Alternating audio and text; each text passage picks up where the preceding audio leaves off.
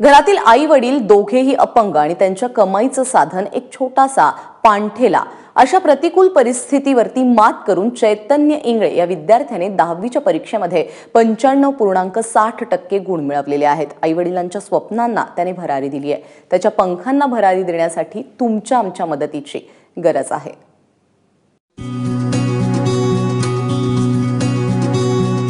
अत्यंत प्रतिकूल परिस्थितीत चैतन्यनं आपली चुणूक दाखवत 10वीमध्ये 95% गुण मिळवलेत.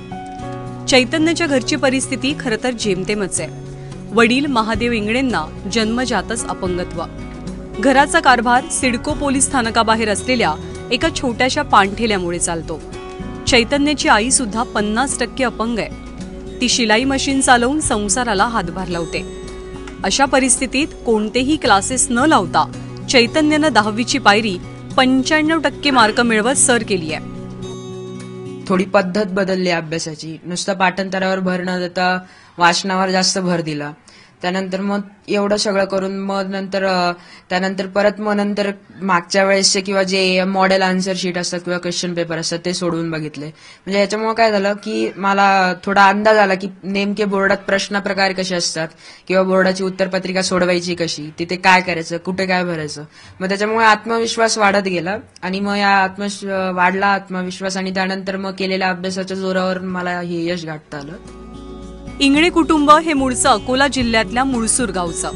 कामाच्या शोधात ते औरंगाबादेत आले आणि इथे स्थायिक झाले. आपल्या कष्टाचं आपल्या मुलानं चीज केलेलं असलं तरी त्याच्या भविष्याची चिंता पालकांना सतावते. आम्ही जेवढे होईल तेवढं करत प्रयत्न करतो. आमचे जे टपरीवर साधन आहे तेवढ्या दुकानावर आम्ही चालवतो आणि याच्या व्यतिरिक्त घराची शिलाई काम वगैरे चालते ते करते. आणि बाकी तर मग आता पुढे बघायचं आहे ट्युशन वगैरे, तर बघू थोडंफार काहीतरी करावं लागेल. शिकून आला मग शिकू द्यायचं ना त्याला, नाही म्हणायचं नाही. शिकवायला अडचण नाही करायची, बघायचं आपण जेवढं होईल तोपर्यंत आपण आपल्याला जेवढं होईल तेवढं करत राहायचं.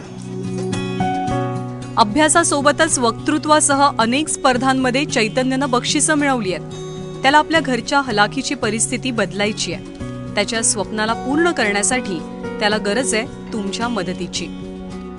ज्यांच्या पायातील बळ नियतीने हिरावून घेतलं त्यांनी चैतन्याला अभ्यासाचं बळ देऊन त्याला मोठं केलंय.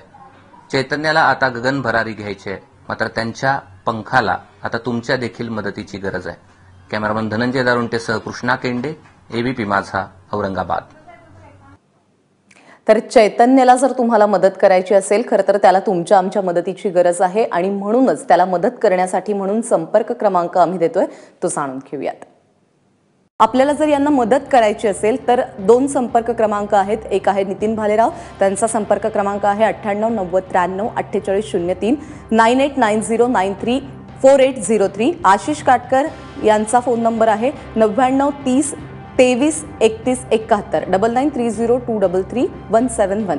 आणि खालच्या पत्त्यावरती एबीपी माझाचा हा पत्ता आहे, ज्यावरती तुम्ही चेक पाठवू शकाल.